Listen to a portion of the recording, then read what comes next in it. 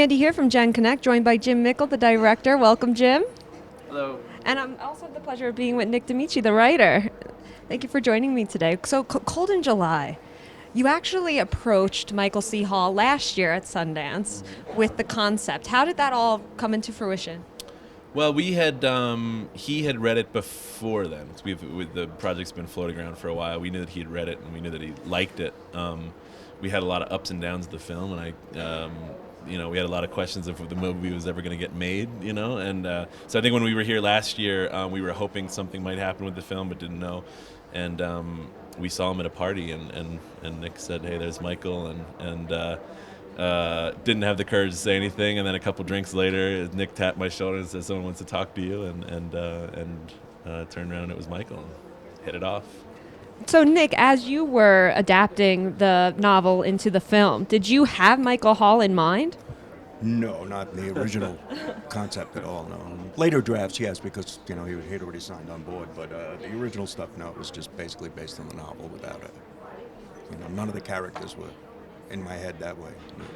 How closely did you work with, it's written by Jim Lansdale, Joe Lansdale. I knew I had that a little backwards in my head. Sorry about that. So did you collaborate with him at all as you were making the adaptation? We talked a lot, yeah. We emailed back and forth a bit, and Joe was terrific to work with. This is the second one now. Yeah. With TV me, show too, kind of in a weird way, the Masters of Horror thing, but yeah. Second movie. Yeah. So let me get to another Facebook question that I have here. Let me pull it up. The fans are anxiously awaiting for this one. From Facebook, they want to know, does the movie stay true to the book? It does. I mean, we veer in some directions. We leave some things out in order to explore more fully other things, but it's kind of the art of adaptation is figuring that out. But I'm proud because I think the script we wound up with is the closest to the book in its spirit and with what the book accomplishes. We had to find ways to simplify things, but yeah, we feel good about it. Is there any other projects that you're currently working on? About 2003. A lot of stuff in the fire right now, and of course, with the buzz, there's always a lot of more stuff probably be thrown at us, but we'll see. Cold in July, based in East Texas, but you shot in New York. Shot in upstate New York. How did you make it look so realistic?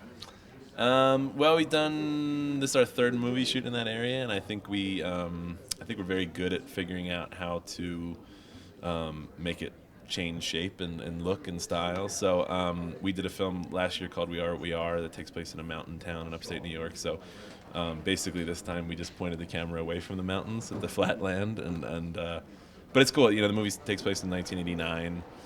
There's a great little town there called Kingston, New York, in upstate that's very feels frozen in time in a good way. So it made it a little bit easier to do a period film and stay close to home. Very cool. It's Cold in July. You are going to have to check it out. And for more interviews with the cast and crew, you can visit genConnect.com.